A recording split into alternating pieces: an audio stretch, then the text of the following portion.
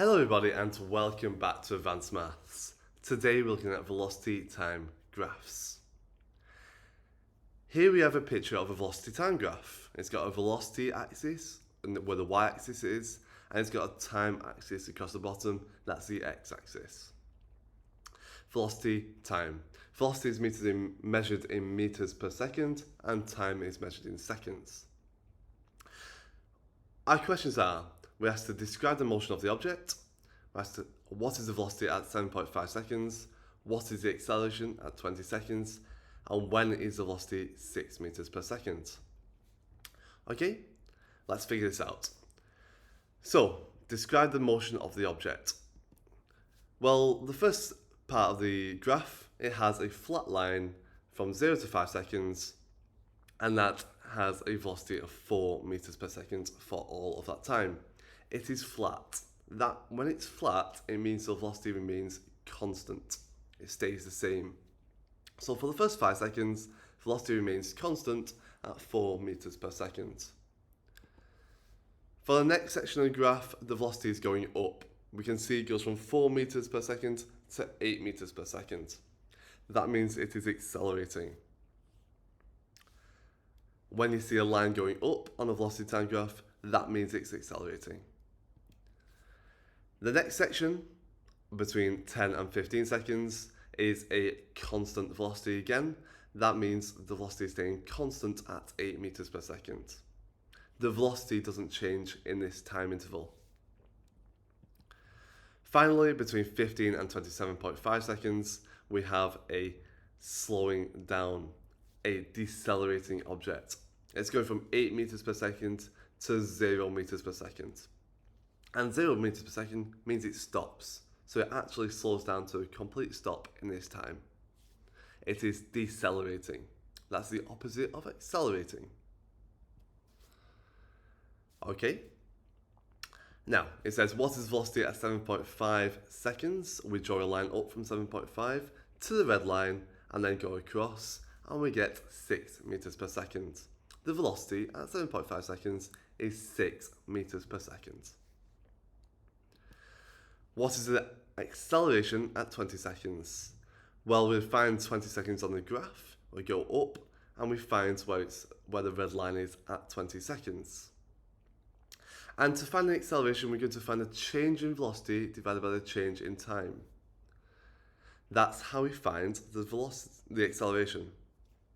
The change in velocity, it goes from 8 meters per second at the top to 0. So it goes down 8 meters per second. The time goes from 15 up to 27.5. That is 12.5 seconds. So the change in velocity is minus 8. The change in time is 12.5 seconds. And we put that into the equation. Minus 8 divided by 12.5.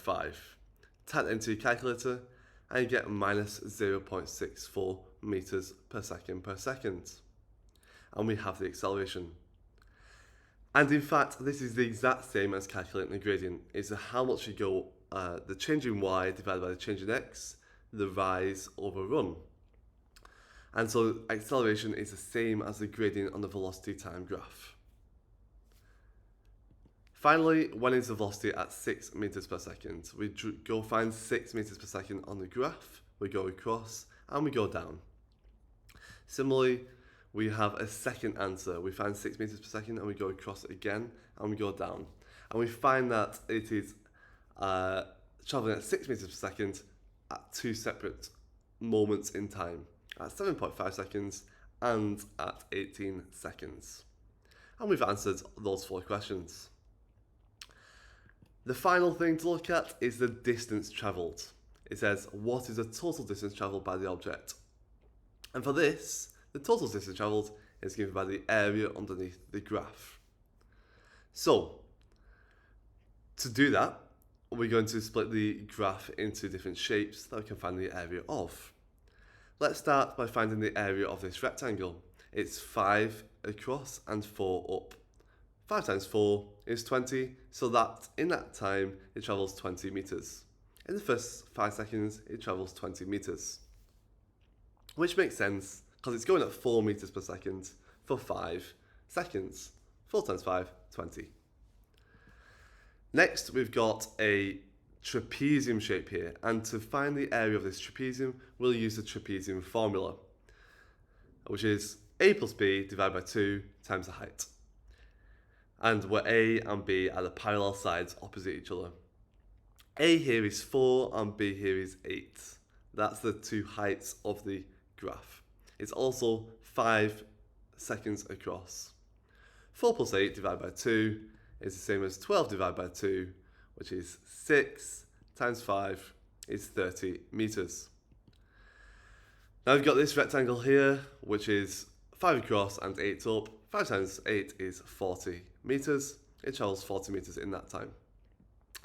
And then finally, we've got a triangle here. We're going to find the area of this triangle, which is 12.5 across, 8 up, but we're divided by 2 because it's the area of a triangle. 12.5 times 8 divided by 2 is 50. So these are the distances travelled. We add them all together to find the area, the total distance travelled, which is 140 meters.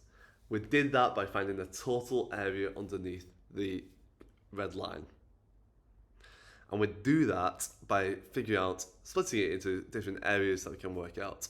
And one of those areas was a trapezium, another area was a triangle, the two other areas were rectangles. So the trapezium and triangle, you have to think about a little bit. So the total distance travelled by this object is 140 meters. Now the final thing to talk about is acceleration. So the shape of the graph can tell you a lot about the acceleration. If the direction of the graph is going up at any one time, it is accelerating. If it's flat at any one time, it has a constant velocity. And if the line is going downwards, it is decelerating.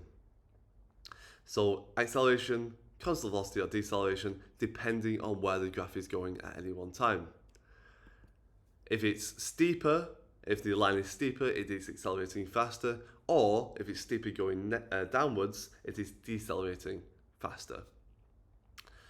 It doesn't matter how high or low the constant velocity is. If it's a flat line, it will have constant velocity at that time.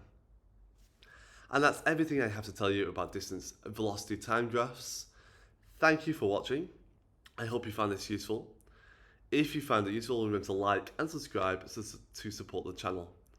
We have more videos covering GCSE, A-Level and IB Maths with quick and simple explanations, and new videos do come very soon. Thanks for watching and good luck in your exams.